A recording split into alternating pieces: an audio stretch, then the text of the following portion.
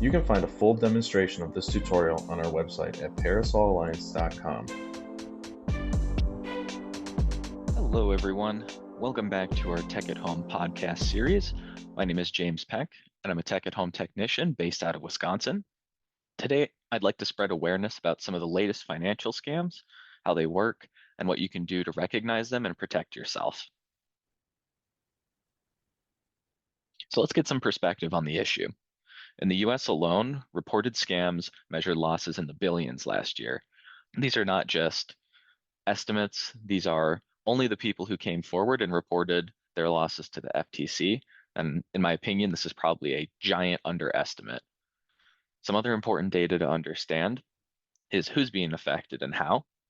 Younger adults in this FTC study between the ages of 20 and 29 reported more frequent financial losses to scams, while older adults, 70 plus, had the highest financial impact. But with all these numbers, how does a scammer actually convince somebody to send them money? It seems obvious to maybe you and I. If someone asks, hey, I need this much money to do XYZ, you would tell them, hey, I don't know who you are. I'm not going to give you that. How does a scammer convince somebody to send them money? They do it through something called social engineering. And social engineering scams are just scams that manipulate people, not necessarily the technology. Social engineering will convince a victim based on their emotions like urgency, fear, or trust to do something, provide passwords, send money, etc. And during a scam using social engineering, the scammer can sound very convincing or even professional. And the best way to categorize this is that these scams don't necessarily hack your device, they hack your trust. And why did these scams work? Scammers are skilled actors, and you definitely don't want to underestimate them. They can use real names, they can use spoofed phone numbers, and what that means is their phone number may appear to reflect a reputable business or person that you know. And on top of that, they use convincing stories on reasons why you should follow along with giving them money, giving them passwords, etc. And worst of all, they exploit the emotions and common tech fears that people have. Another reason why these scams don't work, well, in the modern age, scammers don't work alone anymore. Often they're a part of a criminal organization who will provide them training and resources on how to scam people. Typically, they'll operate in foreign jurisdictions that lack justice. To name a few, just generally the Southeast Asia and African regions. In this presentation, I'd like to cover 3 of the most recent and impactful scams that are affecting people across the world. The first one is bank impersonation calls. Have you ever received a call from your bank or someone claiming to be? Or do you know anybody who's had a similar experience? So what happens in a bank impersonation call? It's pretty straightforward. A scammer will pretend to be your bank's fraud department or some other associate. They may spoof their caller ID to look like it's your real bank when they call. And they do this so they can guarantee that you'll answer the phone. And once they have you on the phone, they'll claim that your bank account has some suspicious activity or needs some other urgent action or correction. So what do they actually ask for on this call? Now, they might ask you for bank account info or debit or credit card numbers, obviously to get your money, but they don't just ask you outright, and that sounds ridiculous if somebody on the phone asks you for that information unprompted. A more sneaky way that they can get this money out of you is they may ask for a verification code. These are real codes that get sent to your phone. These are also known as your two-factor authentication codes. So what would happen is while you're on the phone with the scammer, they might be trying to log into your bank account, but even if they have your username and password correct, they get stuck at that second factor of authentication where it says, enter the one-time password sent to your phone or sent to your email. That's why they're calling you. They're calling you to get that code from you. And if you give that to them, they can sign in successfully and have access to your bank account. So why it works? Scammers will use a fear and urgency. They'll say you've been charged thousands of dollars or XYZ. They may even reference real account information that you have on file from a prior data breach. They might say, hey, is this so-and-so with the account number ending in 1234? And Using this information, they sound professional, they can sound very credible, but it's not your bank. So what do you do in a bank impersonation scam? Obviously, you need to hang up and call your bank directly using the number on your card. Never give any verification codes over the phone. And this isn't exclusive to bank impersonation scams. Any two-factor authentication codes, temporary codes, one-time passwords, all of these you never give to other people because as soon as you do, they can log into your account with the correct username and password, bypassing the entire purpose of having two-factor authentication. Another good thing to remember is that banks will never ask for full passwords over call or text. And think about the last time you did call your bank and needed something done. Did the person on the phone at the bank tell you that they won't help you unless you go in? Because that happens pretty frequently. So just remember that most real banks do refuse to do business over the phone, and that's as much to protect you as it is to protect them from being scammed. So the second scam that I want to cover is the family emergency or friend in need. So what happens? You may receive a call or a message claiming to be a loved one that's in trouble, whether they're hospitalized, arrested, stranded in a foreign country, etc. And if it's over the phone, the person on the phone might actually sound like your relative. And this has become a real problem thanks to AI. Scammers can take a clip of someone's voice, just a voice recording, and with that few seconds of audio, they can essentially create a machine that can talk and read scripts using somebody else's stolen voice. And during this call or text, the scammer will urge you to act immediately and most importantly, to not tell anyone. So over here on the right is a picture example of a typical family emergency scam call. Scammer will say, "Hey, Grandpa, it's me."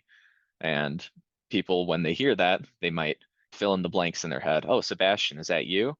And now the scammer knows that their grandson is named Sebastian, and they will continue to lead you down that road until they get to the part where they're demanding money. On that note, what do they ask for? For these, typically they'll ask for money to get out of whatever hard situation they're in, and they'll ask for it through obscure methods, whether that's wire transfer, gift cards, sending cash in the mail, etc. All of these methods are very hard to trace and nearly impossible to recover, and that's why they are go-to methods for scammers. They also may be asking you for personal information, and if you do end up giving something like that to them, that information can be used to either further impersonate you, trick someone you know, or to access some of your accounts that rely on that personal information in order to be logged into. Think about your bank account with the security questions, street address you grew up on, third grade teacher's name of your pet, etc. So why do these scams work? Once again, scammers will target your emotions, fear, love of whoever's claiming to be on the phone, urgency. And with AI, they can mimic the real voice of that person, further convincing you that it's actually them on the phone. And in addition to this, scammers gain credibility by providing information that you wouldn't expect them to know.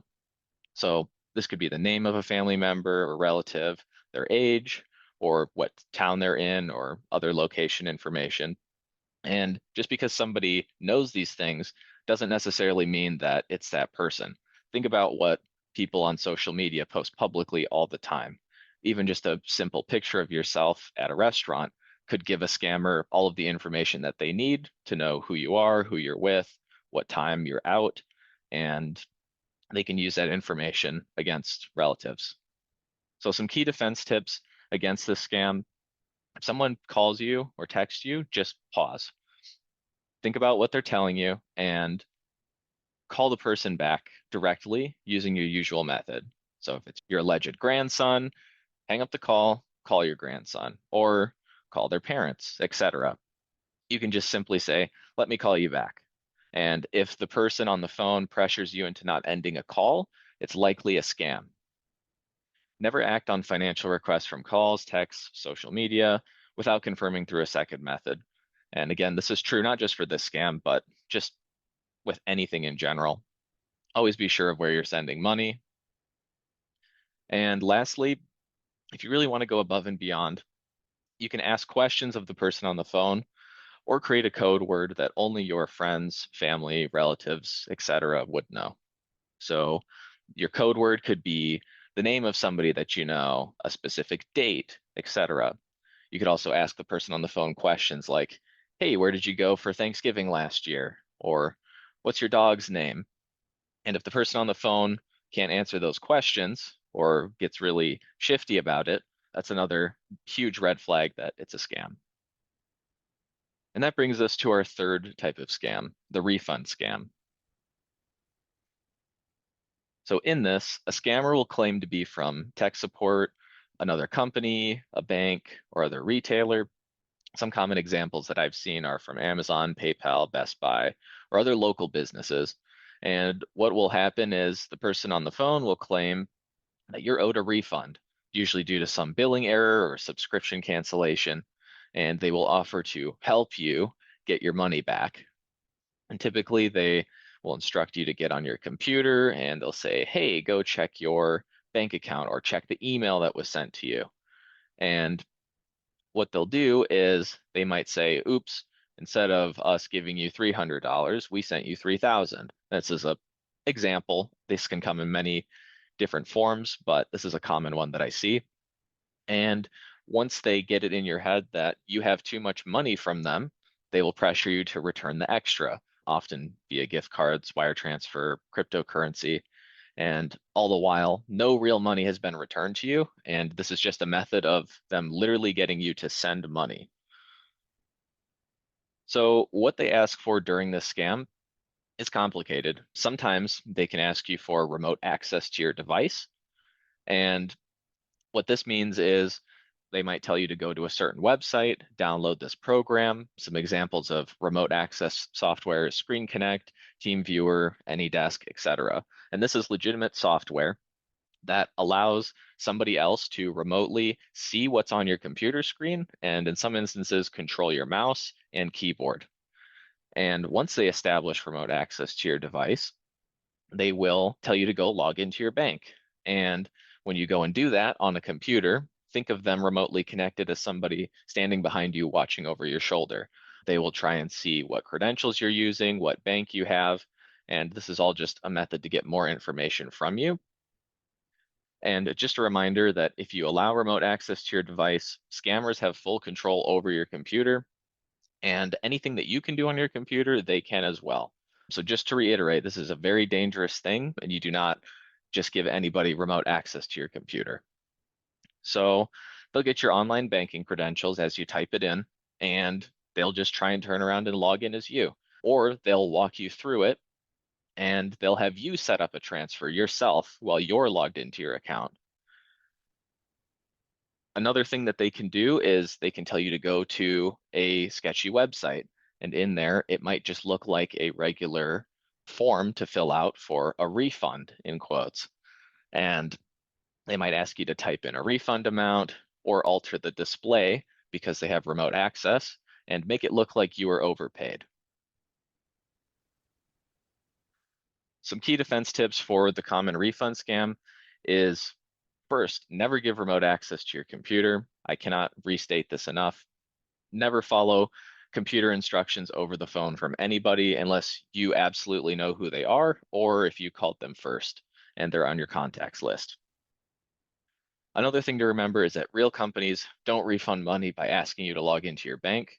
And most often, if a company does make an error, they won't come after you for it. Most refunds and other financial mistakes are corrected in the background through the payment processor. And most times the customers don't even realize because the money hasn't even been credited to their account or it has already been fixed before it has been. So with these three scams in mind, let's talk about how to protect yourself. The big thing is recognizing the red flags. So between these three scams, they all rely on urgent requests. They might ask for secrecy because if you tell somebody that this is happening, that person would likely try and break you out of it. They'll say, hey, that's a scam, don't do it. So by asking for that secrecy, the scammer can guarantee that they can get money out of you. They also might ask for money in unusual ways, as follows there. And did you notice any other patterns as we went through this? So let's recap. what makes the scams effective and what technology are scammers using.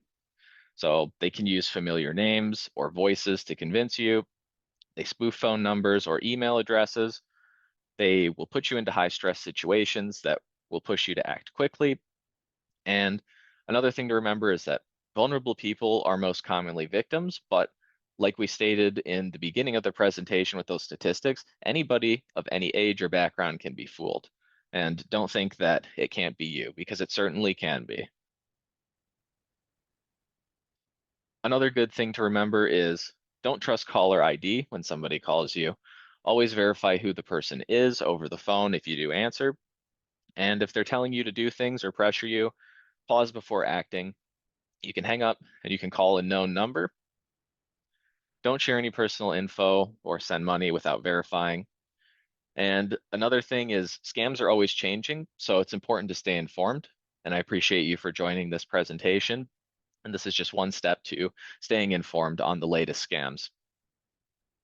If you think that you've been scammed, you need to contact your bank if it's financial related, and also change your passwords. If you've been scammed or you think that your credentials have been stolen in any other way, changing your passwords is free and you can do it at any time from any computer. In addition to this, I've included 2 resources here for some further reading on the impersonation scams and then also the fake emergency scams. So on the bottom right there, you can use those 2 QR codes, and I left the links for those resources in plain text at 1 and 2. You can see those on the bottom. In addition to those resources, I've left this link to the Federal Trade Commission scam reporting tool. That's reportfraud.ftc.gov. And here you can, if you think you've been a victim of a scam, you can report what happened. In addition to that, you can also report attempted scams against you. And this website contains a lot of resources on recourse and next steps if you've lost money or if you've been victimized. Also, you can start a conversation with your friends and family about scams. If you guys have shared experiences, that's always a good place to start, and come up with plans. Like we talked about in the impersonation scam, come up with a code word, come up with a contingency in case you think that somebody is trying to impersonate someone that you know. And with this, just once again, Tech at Home can help with any questions that you have, any assistance with resetting passwords, or coming up with plans to stop scams before they happen. And with that, thank you very much, everyone, for attending this class, and I hope to see you on the next one.